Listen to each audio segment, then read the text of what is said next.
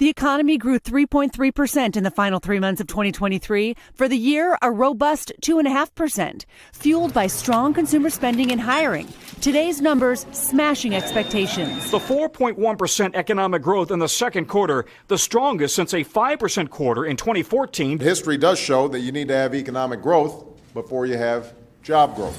Work happening on factory floors like this one has kept the U.S. economy humming. This isn't a one-time shot. I happen to think we're going to do extraordinarily well in our next report, next quarter. More encouraging signs for our economy. The economy grew in 2023 by 3.1%. Economic growth last year, GDP, was stronger than the average for the entire decade.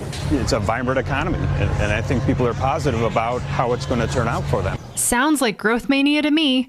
We'll talk to someone with an antidote in this episode. If your society suffers from moderate to severe growthism, who are you going to call? Calling. Call a growth buster.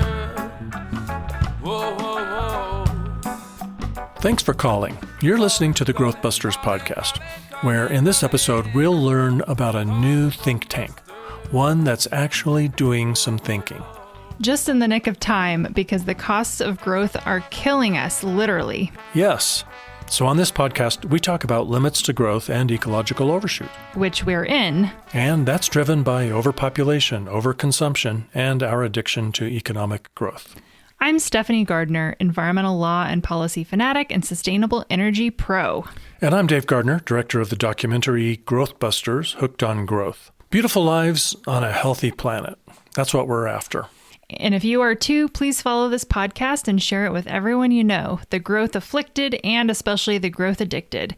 Get them into a 12-step program. You know, Stephanie, a day doesn't go by that each of us isn't touched by the hypnosis of growthism.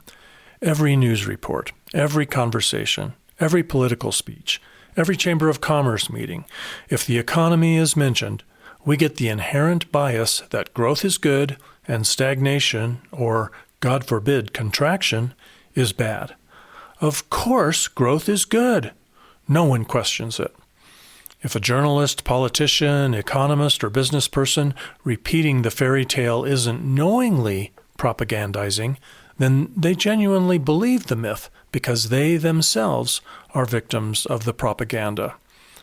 The root of the propaganda is a slew of think tanks that sprang up in the 1970s and 80s, but the only thinking going on at these institutions is thinking, how can we spread the myth of progress from growth deeper and wider? And how else can we line our pockets and those of our wealthy benefactors? It was really a stroke of marketing genius to call these propaganda factories think tanks. They're advancing an agenda to help the rich and powerful remain rich and powerful. We need think tanks that have a different agenda: the well-being of everyone, the health of the planet, the long-term survival of the human race. I can think of very few. Just off the top of my head, Post-Carbon Institute maybe is one. Also the Mertz Institute in New Zealand. And in fact, I'll put a link in the show notes to a conversation I had with Joseph Mertz on episode 15 of the Dave the Planet podcast, back when I was running for U.S. president.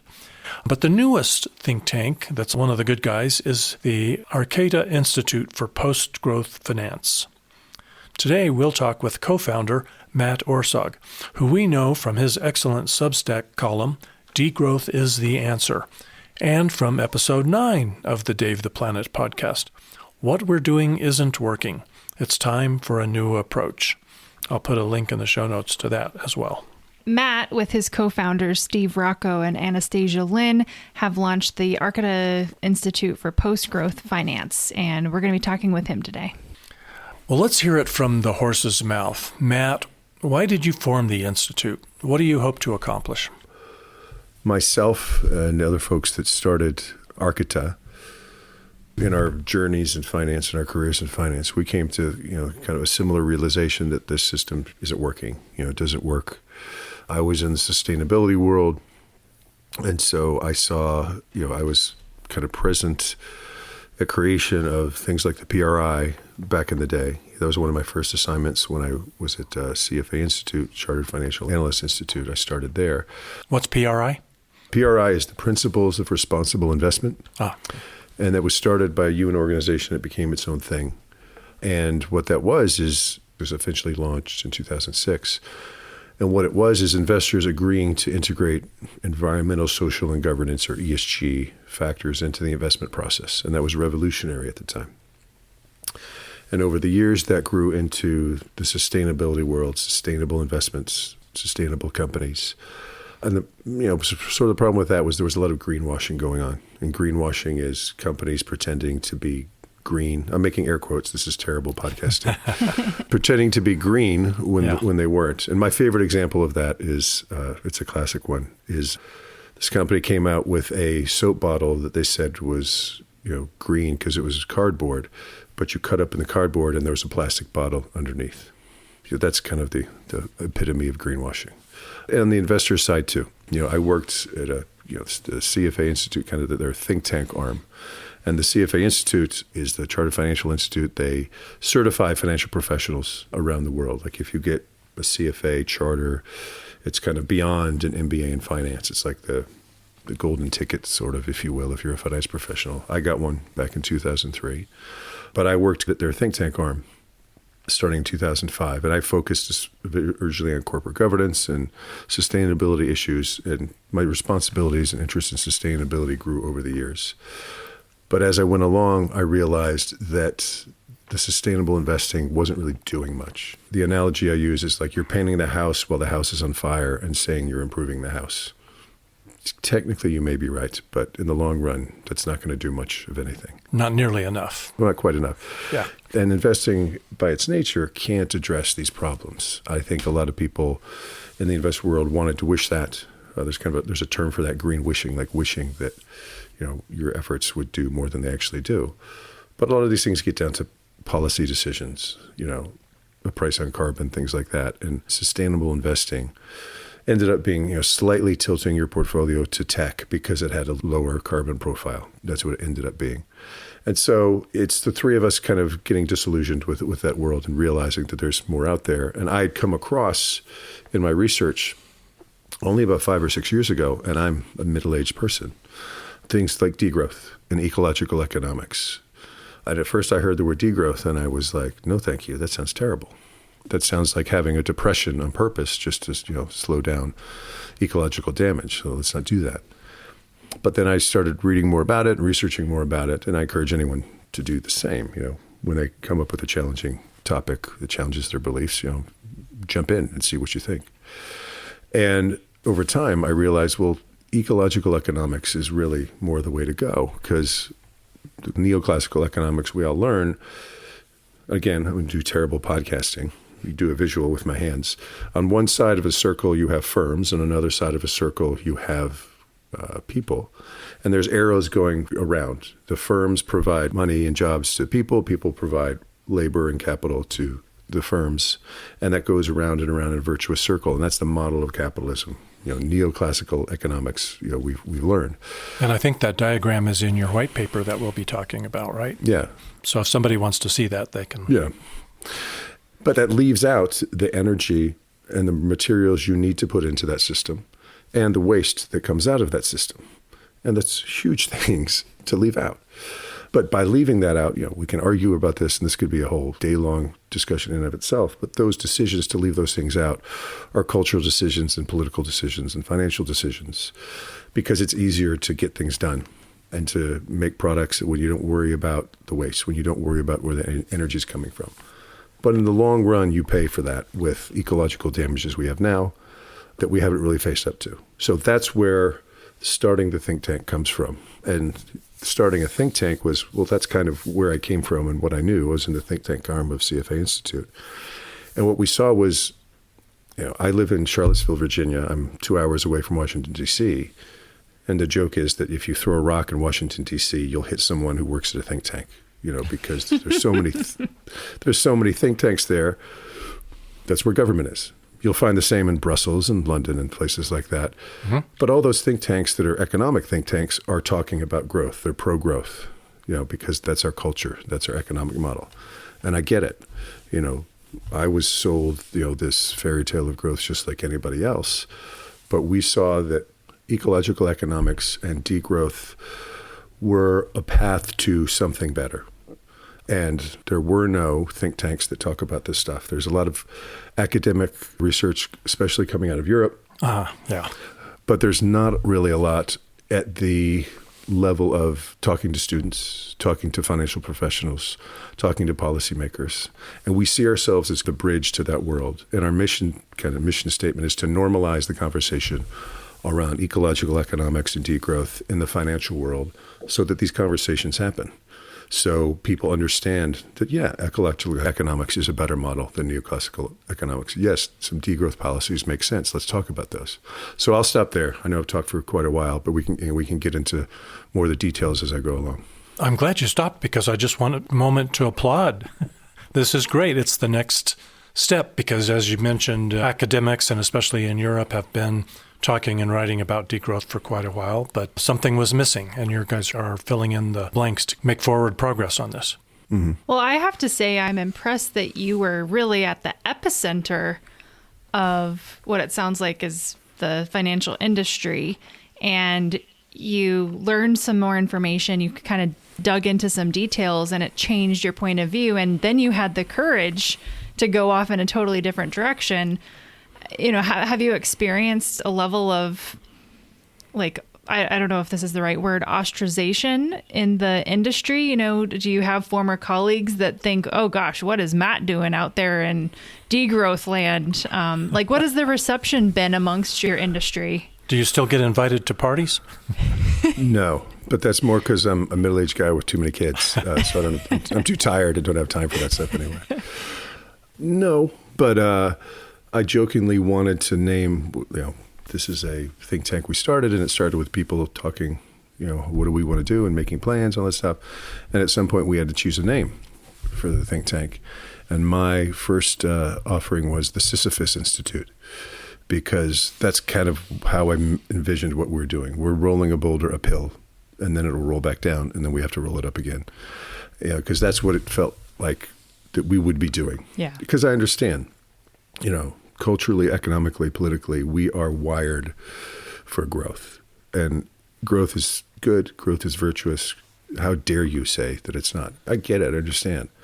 I remember growing up watching the nightly news with my dad and mom, sitting on the floor, and every month the GDP figures would come out, and Tom Brokaw, or I'm dating myself, but whoever the boring old white guy giving the news was, would say GDP is up or down. And I understood that GDP was a report card that I would get, as a fifth grader or a sixth grader, I would get my report card, but GDP was the report card for the country. And if it was down, that was bad. And if it was up, that was good, because growth is good and growth is virtuous and growth is progress. And I get that. And I still believe that to some extent. But you have to understand where that growth is coming from and where that growth is taking you. And a way to look at it is the planetary boundaries framework. It's a great visual if people look up the planetary boundaries framework. Mm-hmm. It was a effort by scientists that started in 2009, I believe, in Copenhagen. Was it Copenhagen? I may have that wrong. Stockholm, right? Stockholm, thank you. The Stockholm Resilience Center is the place that came up with it. And they look at 9 different planetary systems that are really our life support system when you look at it. Only one of them is climate change. And they look at them, are they in the safe zone or the danger zone, past the point where it's detrimental to humanity. And climate is in the red zone, and 6 out of the 9 are in the red zone. What? Novel entities is one, which is mostly plastics, our land use, our water use, biodiversity, and a nitrogen and phosphorus cycle, or not novel entities, but biochemical flows, as they call it. But that's too much nitrogen or phosphorus getting into our waterways and our land and our soil.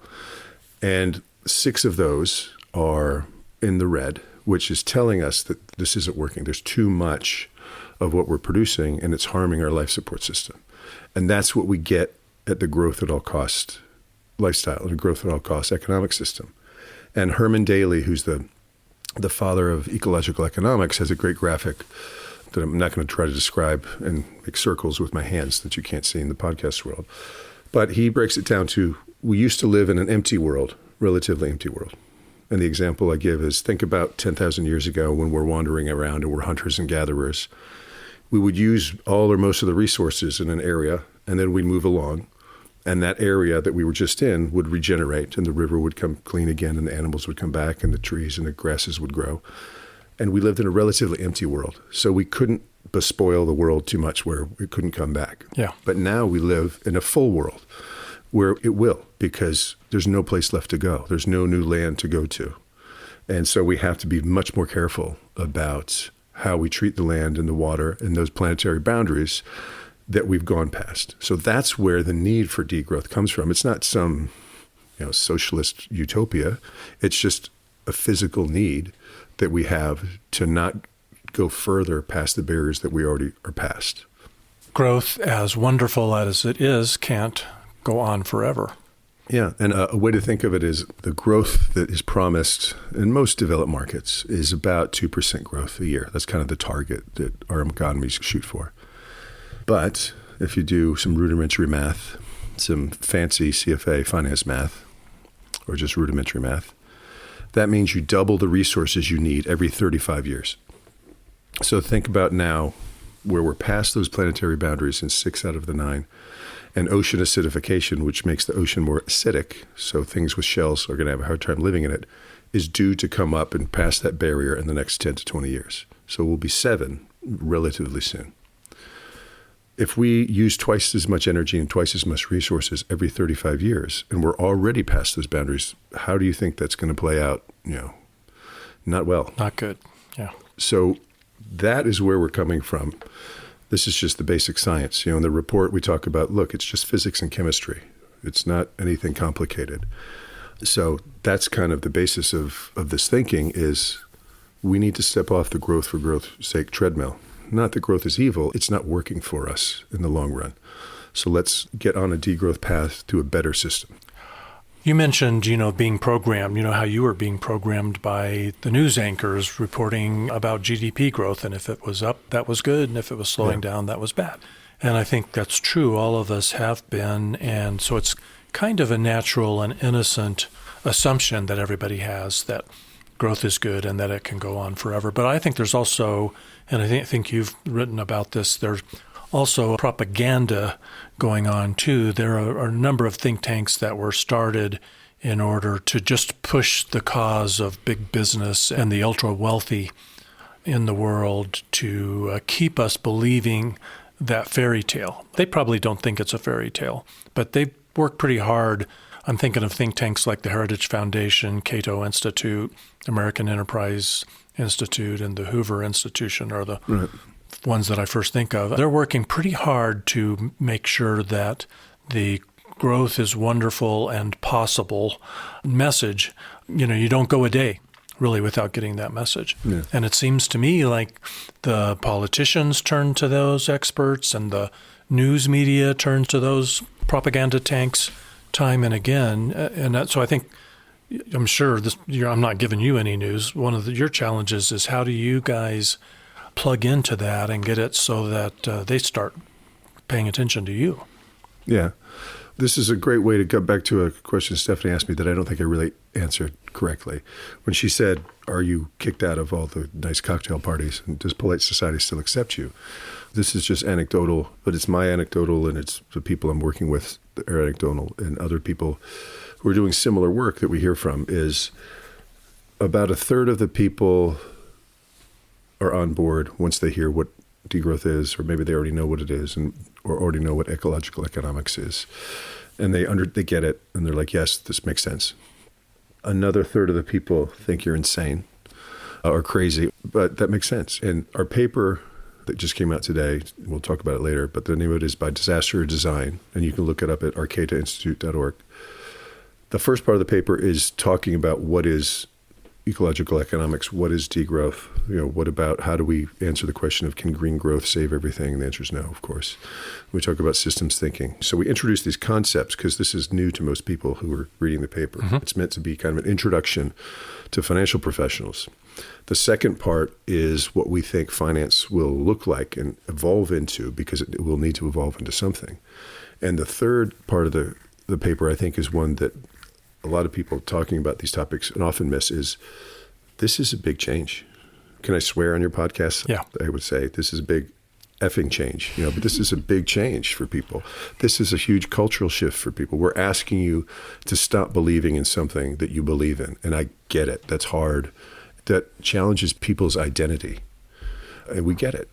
But that gets into a third of the people are just like, you're crazy, get out of my face. A lot of eye rolling, people politely nodding, and I can see in their eyes that they're like, this guy's crazy, or I've known them and I've worked with them, or they're just like, I don't want to hear what this guy's saying. Just please, let's change the topic. How are your kids? Let's not talk about this. And then so the other third, I think, is skeptical to open-minded. They're in the position I was 5 or 6 years ago. And they go do a little research, they read a little bit, and they come back, and they're like, yeah, this makes sense. And I've had that conversation and those experiences with a number of people where I tell them what I'm doing. You're sitting at your kid's soccer game talking about, well, what do you do? And I tell them, and some of them are like, oh, yeah, that makes sense. Some of them are, walk away or want to walk away. And some of them, like, oh, that's interesting. And then the next week I'll see them and they're like, yeah, I read this thing and let's talk about this further. So there's always going to be people who are on your side. There's always going to be people who aren't.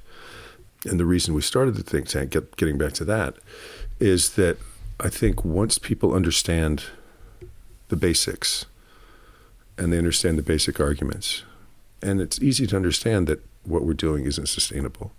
It's easy to see that the physics and chemistry don't add up. It's easy to see that if we're using 1.6 Earth's worth of resources, which is, the number is 1.6 or 1.7, I've seen it different places, that's not sustainable. And that's harmful to their children's future and their future. And so they get it. But then the next question is, well, I've got a mortgage to pay. I've got my kids' education to save for. I've got my pension to save for. Crap, this is a big problem. And so then that gets into other conversations and other problems that we need to have. But the group that doesn't want to talk about it, doesn't want to hear about it, that's always going to be there. We're not going to convince them. But we think we have the facts, and when the laws of thermodynamics are on your side, you're in the right place, and that's where we are. But we understand that we're banging up against, cultural norms and economic norms and political norms that are new to most people, and that's a big challenge. But, the think tanks you named, we're one on the other side now, talking about challenging that. And, a lot of those notions and thoughts have gone unchallenged for so long that us coming into the conversations, and hopefully others like us coming into the conversation, will move that needle and move those cultural norms. It sounds like you're a patient man. I hope you don't have to be too patient about it. I long for the day when the Associated Press financial reporter calls you after the latest quarterly GDP estimate is released and asks you for a quote instead of or in addition to the head of the U.S. Chamber of Commerce or somebody from the American Enterprise Institute. That's what we need. I'm impressed that about a third of people are fairly receptive. To me, that's really encouraging.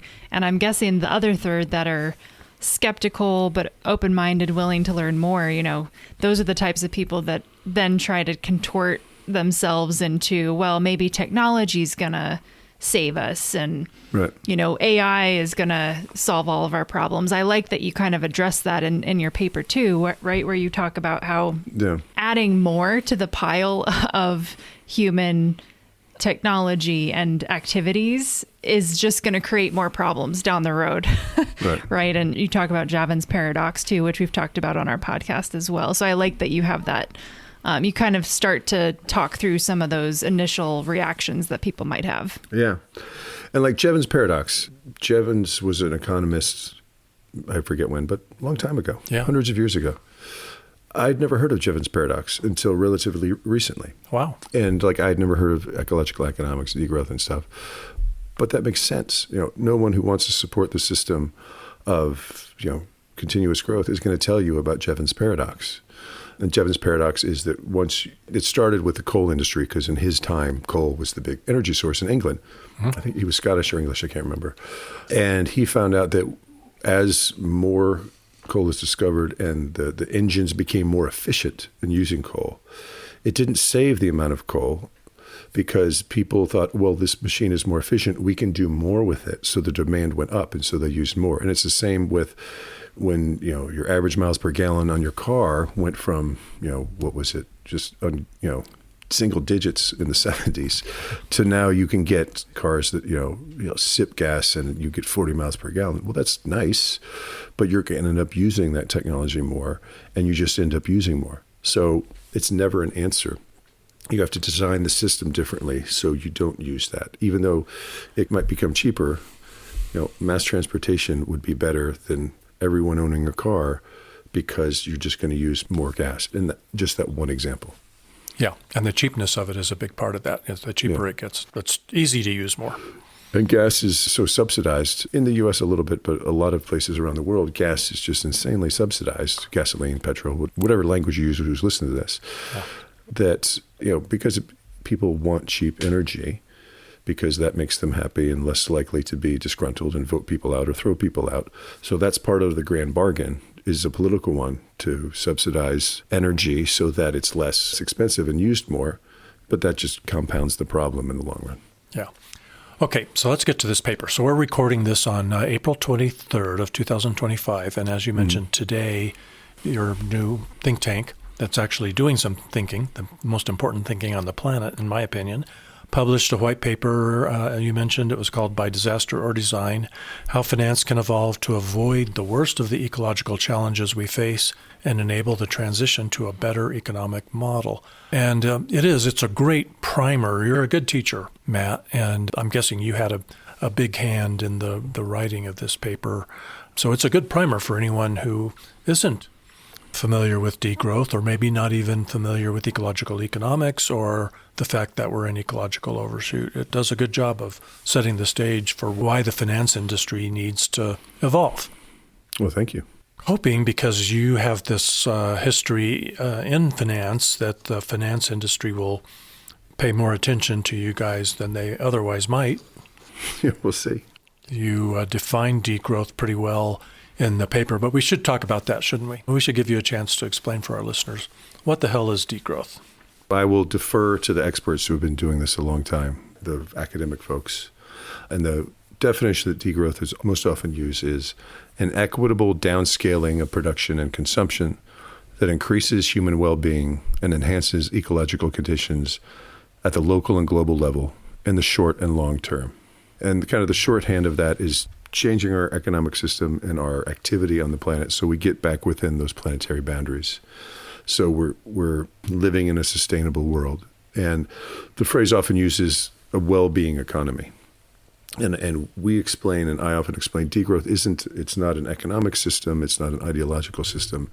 It's a path to what comes next. And that's often called post-growth economics or a post-growth world or a well-being economy. We purposely called our institute Arketa Institute for Post-Growth Finance. And that's assuming we get to that place. What does finance look like in a post-growth world? That doesn't mean nothing grows. That doesn't mean we go back to living in caves or any of that crap, that you hear. Interesting sidebar is up until about 1970, we were using as humanity resources so the earth could replenish what we needed. Up till about 1970. And after that, we've used more and more until now we're using about 1.7 Earths worth of resources a year, as I said before. So in the grand scheme of the planet, that's yesterday. That's not that long ago, So yes, that would be hard to get back to that place, and that would be work to get back to that place, but it can be done. And it's not shutting off all technology. It's not everybody, goes back to a horrible standard of living. It's mostly folks in high-income Western countries change the way their economies work. And a way to illustrate that is a family of 14 in India has a lower carbon footprint than a family of 2 in America. So who needs to change the way they're consuming and processing waste? It's the Western world. And degrowth, I admit, I have a Substack that I started about a year and a half ago to help educate people on degrowth. And one of the first things I wrote was, of course, about this word, degrowth. And the title of the Substack was, Degrowth is a Terrible Word. And the subtitle was, But It's the Word for the Job. And where that comes from is degrowth is meant to be a confrontational word, or a missile word, as they call it. It was, I think, a French philosopher, economist, coined the term in the 70s, I believe. And it literally means degrowth in French. And it's a de-emphasis on growth, not everything stopping growing. But what do we want to grow? We want education to grow. We want health to grow. We want well-being to grow. We don't need mining to grow. We don't need fossil fuel production to grow, as we are now. Whereas everything is just saying, let's just grow everything because growth is virtuous and good. Well, not when it's destroying our life support system. It's not. So that's where we're coming from. Yep. So it's a temporary condition on the way. It's the transition from this growth at all costs overshoot economy to a well-being post-growth economy, right, where we can kind of relax. And, if we do it quickly enough, then your kids won't inherit a dead planet. Right. And some policies that fall, they aren't specifically degrowth. They've been started in different places for different reasons, but they fit into a degrowth path to a post-growth world. Would be something like a 4-day work week. There's nothing sacred about the 5-day work week we have in most of the Western world. In fact, it's interesting. John Maynard Keynes, the economist, I think it was in the 30s, hypothesized that by the year 2000, we'd all be working 15 hours a week because efficiency would have done so much that we wouldn't need to work more than that. Well, he's close that we wouldn't need to, but he's not close that culturally and politically we haven't changed. Yeah. But studies show that we could do our jobs, most jobs, with 4 days a week rather than 5. And then you have more time for community and more time for your family and more time to help build that community. And in the end, that's really what it gets to, is what makes people happy after a certain point isn't wealth. It's belonging to something bigger than ourselves. And I get that a sharecropper in sub-Saharan Africa, that's a problem that he or she has that I don't have. I get that, that it's over a certain level of income. And different studies say different things, but it's, say it's something like $125,000 a year or $80,000 a year. Over that, you're not getting more utility or well-being on your average human being. And yet, we're encouraged to grow piles of gold that we sit on like dragons, even if we're millionaires or billionaires, which isn't useful because we have to invest that to engender more growth so our piles of gold can grow bigger. And again, this is usually a problem at the very top in Western societies, where that wealth that we feel we need to have more and more of, it doesn't do anyone any good, really. Is there another yacht you need to water ski behind, right? Is there a second private jet you need to have? People aren't any happier if they're a billionaire than if they're, your average person. So why are we doing this? It wouldn't matter, really, if we were in an empty world. Have all the billionaires you want. Have all the conspicuous consumption you want. But we don't. We live in a full world where we're past the planetary boundaries. So this really doesn't make sense that we're doing it this way. Making this transition and embracing this change, there is a lot of joy. There's more joy than pain. It's not really sacrifice and pain. It's jumping off of this treadmill that so many of us have been on in service to this crazy growth economy. I'm reminded of the Robin Williams movie Hook. I was touched by, early on in it, he was so busy on the job that he had to send an assistant to his son's baseball game or soccer game to videotape the game. Right. Because he couldn't take time to go watch that. Imagine unplugging enough that you can be the one at the game. Right. It's important to realize that this growth mentality that we have was not part of the human condition for most of human history. Yes, people wanted to grow things, but it was mostly, I need to grow my business so I can support my community with my farm or my bakery or things like that. It's actually interesting history that, and there's a quote we use in the paper, and it was from a Wall Street banker in the late 1920s, and I don't have the quote in front of me, I'm not going to say it verbatim, but he says something effective, we need to train Americans to turn their wants into their needs, their desires into their needs. And that was around the time that the marketing really started taking off. Yep. And then in the 1930s, an economist named Simon Kuznets was asked by the U.S. government to, re-examine how we measure our economic progress. And he came up with GDP. And GDP is just adding up all the things we produce as a society. So if you hire someone to look after your children, that's good for GDP. But if a family member or the community looks after them, that's bad for GDP. Well, no, that's not bad because you're building community. You have those ties to community. But according to GDP, it's bad. Yeah. If you smoke a lot of cigarettes and get cancer and have to spend thousands of dollars on health care, that's doubly good because you bought all those cigarettes and then now you have to pay a lot of money for health care. Well, no, that's not good. And Kuznets even warned after it was created that this shouldn't be used as a way to judge the utility of, activities of a country or the happiness or well-being of a country. Yeah. And of course it shouldn't. But that's how it's evolved along with, the marketing stuff. And we've just become a society that values growth for growth's sake. It doesn't really think about it. It doesn't blink. But it's interesting to step back and look at that wasn't how things were for most of human history. And if we step off that growth treadmill, we can have good lives again. We can have lives of well-being. And the idea of progress, what progress is right now is more. Progress equals more wealth, more stuff. I live in a house with a bunch of children. I don't want more stuff. I don't need more stuff.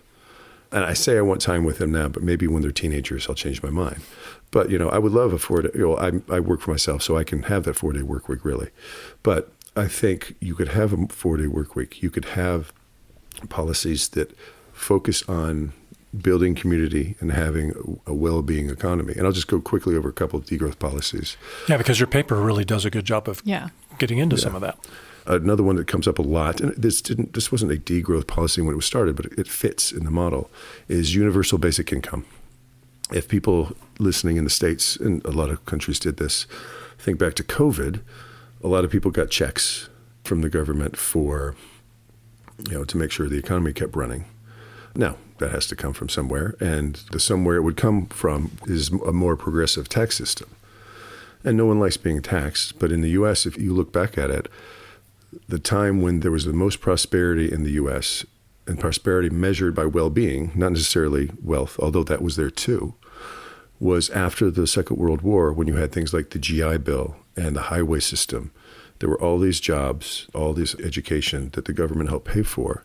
And you could have families with one parent working that were, a middle-class family. You cannot do that anymore because the social safety nets and the social investment in education and housing were so much more. Tax rates were a lot higher. Like a marginal tax rate of 75% doesn't mean that someone pays 75% on everything. It's over a certain threshold. Like now it might be like over an income of $5 billion, it'd be 75% or something like that. So you would have more progressive taxation. So you could have things like universal basic income. And a great experiment on that was COVID. But before that, back in the 70s, there was this town in Maupin, I think Alberta, Canada, that pioneered this. And they gave the equivalent of $12,000 a year to families at the bottom of the income rung. And the thinking was they wouldn't live in fear and desperation. And they didn't. And what they found was the health of these families went up. Children stayed in school longer because they didn't have to do a good job to help the family. Alcoholism went down. All these measures of well-being went up because people didn't have to just scrape by. And it was just a very small sample of Maupin that did this, but it was very successful. And it's been done again and again, and people find the same results. The society is better off because those people in the lower income brackets aren't living in desperation and fear, which is kind of what our capitalist system is based on now. Another one is universal basic services, which is the same. So things like education and healthcare, transportation are very subsidized or free, again, so that people have the well-being those things can bring with them. Another one, and I'll stop here, but there's a longer list we talk about, and we don't even touch on everything, is job guarantees. If you want a job, you can have one doing a lot of different things. There's a town in Austria, and we talked about this in the paper, that had a system, I think this is only in the last 10 years, where if someone wanted a job, they could get one. Now, it would be, cleaning the countryside or painting things or whatever needed to be done. But this also gets to helping people transition from job A to job B. In the meantime, they can do those jobs, have a basic subsistence level of income. We're not living in fear and desperation, trying to make ends meet. We know we don't have to worry about it, so we can have more fulfilling lives. So I'll stop there, but there's a lot more we talk about in the paper. This wasn't news to me because I read your Substack column. Degrowth is the answer, I believe is the name of it, right? Yep. And we'll put links to the Institute, to this white paper, and to your Substack column in the show notes. So people who want to follow up can do that. And Matt, it's not every day that I read an entire white paper, start to finish. Yeah, I don't encourage it. But, this, I couldn't put it down. I was on the edge of my seat. It really is well written, and so I did. I read every page, and I want to recommend Thank you. that people shorten your work week so that you can spend the fifth day just reading the paper, and it won't take you all day. It's not as long as a lot of those white papers are. There's a lot of graphics and pictures as well. Yeah. Yeah, really helpful. It shortens it. And I feel like we can't skip, you end the paper, the last half of the paper is really related to the finance industry, right? Mm-hmm. And the changes that will have to happen there. Could you kind of at a high level touch on what that means? Because I think most people recognize that financial professionals, they're in the business of growing money, yeah. right? For companies, for individuals. So what's that transition look like for them? Yeah, well, think about what we've been talking about. Like before, the 20s and 30s in the U.S., where marketing hadn't really taken off, where chasing growth for GDP growth hadn't really taken off. What were financial professionals then? And it's not the stock market crash in the 20s, stockbrokers. It was largely local bankers or insurance people working with communities. Think of It's a Wonderful Life, kind of. George Bailey banking. Now, that's maybe too idyllic. Illustrative, yeah. But very much more local in scope. And look, we understand this is going to mean probably a shrinking of the financial industry. We get it. It's going to be a shrinking of a lot of industries. But again, we're in a full world. We're not in an empty world. If we were in an empty world and we weren't pushing past these dangers that were threatening our life support system, which is what's happening, it wouldn't be a problem, but it is. So no one's going to be exempt from this happening. And the title of the paper is By Disaster Design. We can do this. If we don't design it, it's going to happen by disaster. And that's going to be worse. So we have to design it. I know it's not easy to hear and it's not easy to say. I don't take any joy out of saying it, but the financial industry will probably have to shrink. Right now, about 20-25% of the global economy is the global financial industry. And a lot of that is the financialization of everything. An example of this is think back to the 2008 housing crisis. That was caused by mortgage-backed securities that were created. And, it's an innovative product. I get it. Tip your cap to the people that created them because they were looking for things that pension funds and investors can invest in. Let's package the mortgages of people and sell them as bonds. Genius. A demand for a whole new product that people didn't know about. These were created before 2008. But by 2008, they had become a problem because there was no real regulation of them. Crappy mortgages were all packaged together and everyone assumed they had high rating and they weren't risky. Well, they were. But that's an example of financialization of something that we're not creating anything new. The Warren Buffett quote of, I invest in things that I can drop on my foot and it hurts. Like a house, an actual house. yeah, we're not creating anything of substance. Mm-hmm. And I'm not judging that. But it's just that we don't need to be doing that because we're chasing more wealth creation. For why? For the purpose of wealth creation because we think that's what we need, but we don't. Again, we're in this full world. We're pushing past these planetary boundaries. We don't need growth. I'm sorry, we don't need growth anymore. Some things can grow. We're not saying everything has to grow. There's not going to be a dictatorship saying nothing can grow. Things can grow, but we have to think about what we want to grow and what we're looking to grow. So in a degrowth path to a post-growth world where we're living within our boundaries, you're going to have less need for that financialization. You're going to have a need for local finance. And I think a lot of that will come about. We talk about some things that already exist or starting to exist that we think will grow. One is that I'm really interested in, and I need to learn more about, is bioregional financing facilities. And I encourage people to look up bioregionalism and what it is, because I'm just starting. Again, this is something I didn't really know about until recently. And if you think about it, there's 185 different bioregions around the world. I live in Central Virginia. My bioregion is the Appalachian Mountains that I can actually see out my window, and the James River going into the ocean, and the watershed in between, and the forests around. And there's going to be more call for people to take care of their bioregions. And the bioregion movement, if you will, I don't know if it's really a movement, but bioregion understanding is understanding what your bioregion is, and that we're connected to this place. And as a civilization, we've gotten away from knowing where our food comes from, knowing where our water comes from, knowing how to protect that, how to protect the forests and the biodiversity. And to get people back to doing that, that needs to be funded. You need funding to protect the watershed. You need funding to protect the forest, or regrow the forest, or rewild the plains. And so not all jobs will be replaced by bioregional financing facilities, but you're going to have banks, bioregional banks. You can have bioregional venture capital. You can have bioregional funds. Now, these funds aren't going to promise 20% returns. If they do, I would run the other direction. But that is one thing that can replace some of the, the speculation and over-financialization that we're seeing now. And, we get into things like AI, getting back to Keynes. Keynes' thing, you should only work, 15 hours a week by the year 2000. The promise and curse of AI is it uses a lot of energy, is the curse. Yeah. But it can simplify your life. It can do some things where that would help me not have to work, or your average person not have to work 40 hours a week. Now, if you're just doing a text prompt, that's different than asking it to make a video, because that's so much more energy and all that stuff, and that's a different conversation. But if we design our lives, and transportation, you can make it easier by more mass transit, or making your cities walkable or bikeable, and we get into all that as well. These are all policy decisions and cultural decisions.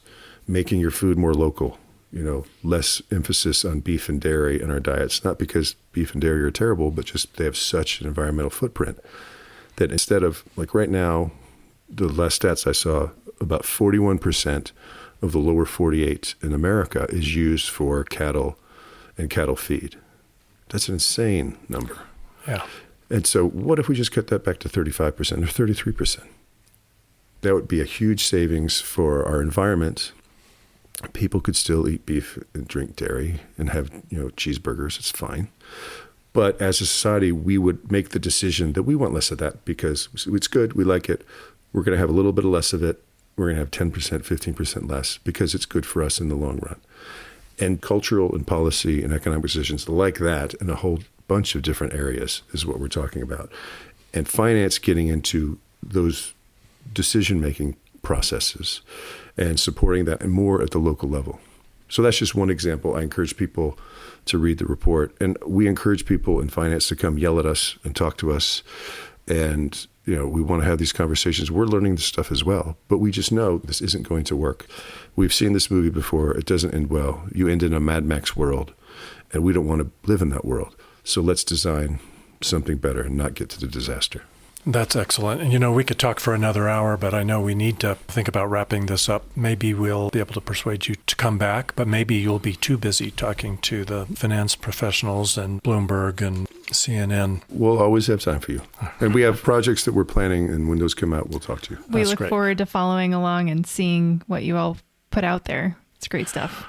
I'm going to rush this episode out because I want to make sure listeners find out about a webinar that you guys have coming up on April 29th. You want to give us a quick plug for that webinar? Sure.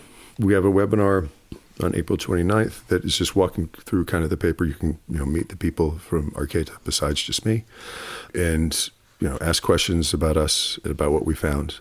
But it's basically to kind of walk through what we found, why we're doing what we're doing.